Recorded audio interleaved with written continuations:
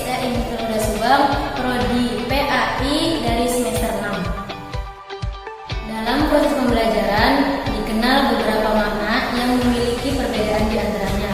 Nah, di antara istilah-istilah tersebut yang saya akan paparkan di antaranya ialah pendekatan pembelajaran, metode pembelajaran, strategi pembelajaran, modul pembelajaran, dan teknik pembelajaran. Nah, di video kali ini saya akan menerangkan atau membahas tentang perbedaan di antara kelima tersebut. Simak video ini baik-baik ya. Berikut ini saya akan memaparkan pengertian istilah-istilah tersebut dengan harapan dapat memberikan kejelasan tentang penggunaannya. Nah, yang pertama ialah pendekatan pembelajaran. Pendekatan pembelajaran dapat diartikan sebagai titik tolak atau sudut pandang kita terhadap proses pembelajaran, yang mana mampu merujuk pada pandangan tentang terjadinya suatu proses yang sifatnya masih sangat umum. Dalam pendekatan pembelajaran pun ada macam-macamnya, antara lain pendekatan konstekstual, pendekatan konstruktivisme, pendekatan deduktif, dan pendekatan industri.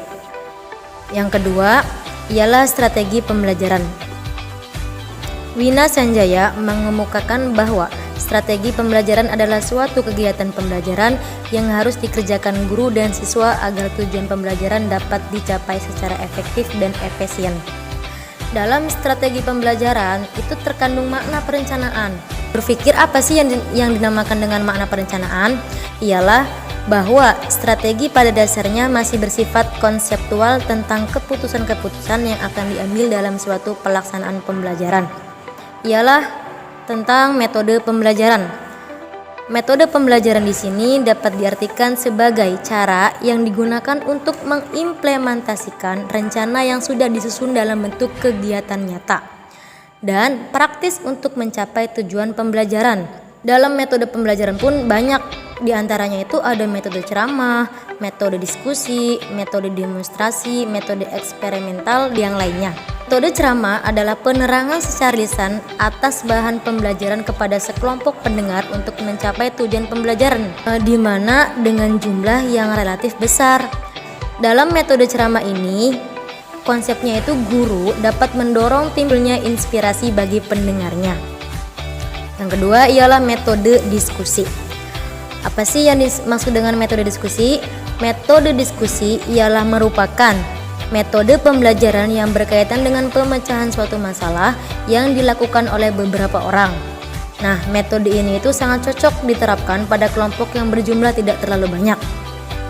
Dalam praktiknya, metode diskusi ini lebih mengutamakan interaksi yang terjadi antar individu serta merangsang daya pikir pada setiap peserta diskusi. Teknik pembelajaran itu dapat diartikan sebagai cara yang dilakukan seseorang dalam mengimplementasikan suatu metode secara spesifik. Contohnya, penggunaan dalam metode ceramah di kelas dengan jumlah siswa yang relatif banyak itu membutuhkan tenaga tersendiri.